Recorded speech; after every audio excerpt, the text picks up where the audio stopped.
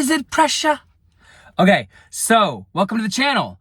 I want to talk to you about effort. We really need to drill down on this idea and concept of why effort is, at least within this self, this version of the self, is a problem and not a solution. And you know, you may hear that from the work of Neville Goddard or other areas of manifestation. Whatever it might be, you hear, oh, this should be effortless, right? You shouldn't be forcing, you shouldn't be pushing.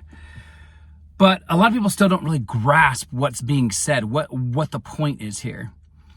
So our brain loves metaphors, so I'm going to use just a handful of metaphors here. And there's ones I've used, ones I haven't used before on other parts of the channel here.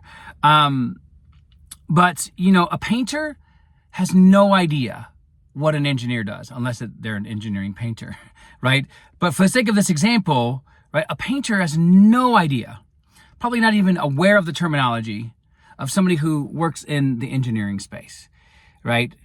And so, you know, a lot of times, and this is the ego side of things, we make the assumption that because I know something, you must know something, right? Meaning the same things, okay? So if I know about world history, then I'm assuming you know all of the things that I do.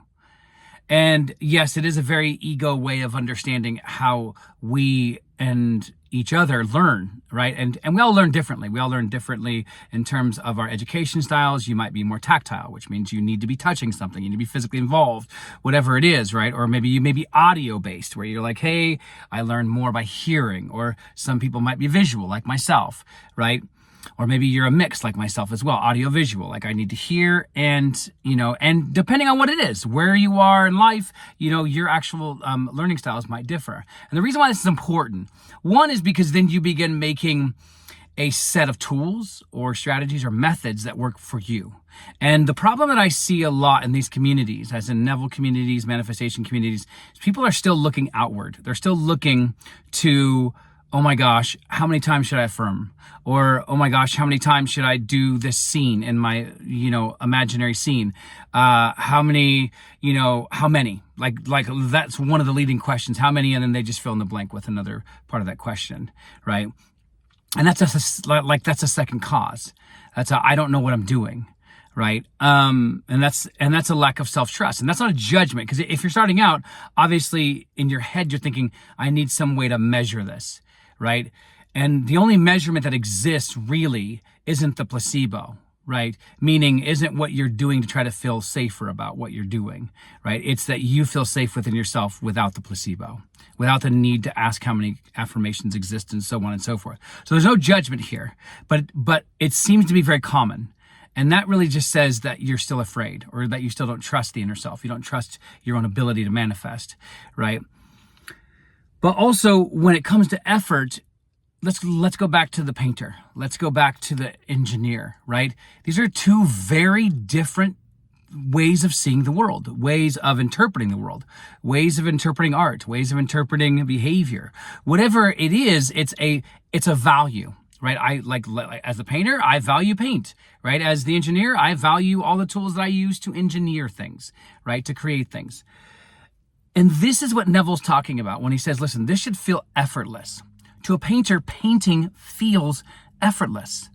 To an engineer, engineering and all that is related to that feels extremely effortless, right? That's what it means. As a person who is already manifesting, whether you're coming to this new or you've been doing this for years, right?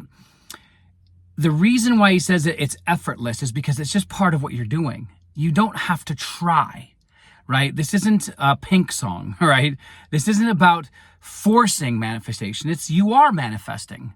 So you simply be. You realize and take on the identity of somebody who is a master manifester. So then therefore you use the tools and methods, whether it be meditation or going to a church group, embracing stoicism, whatever it is that you yourself feel led to, then do that. Right? And when you do that from the sense of self, not like I feel like I'm really having to force my emotions into my scene, right? Then that's effort. Or if you still are in the space of questioning, how many times do I do this? Or how many times a day am I doing this? And am I doing it enough? Is this not enough? All of those questions mean you still don't trust the inner self, which is really what you should be doing, is spending more time with the inner self, with not trying to manifest, meaning try to intentionally create something, right?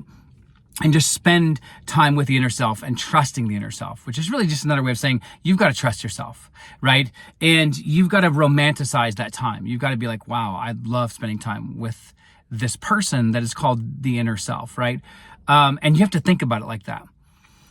And I guarantee you, if you do this as a daily practice, you'll see a massive shift in your manifesting game, right? And again, so effort means it's coming from who you are. What's your identity? So if you're not identifying as a manifester, it's going to feel like effort.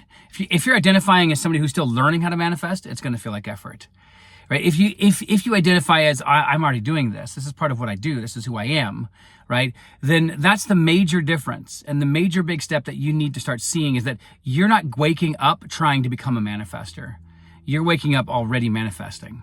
It's already happened, right? This is called the past, right? This is called the present. Whatever it is that you are doing and creating and inventing in your world, you've already done it. So continue to do it and get better at it. Be patient with the process and love yourself during the whole unfolding of you becoming the best damn manifester the world's ever seen.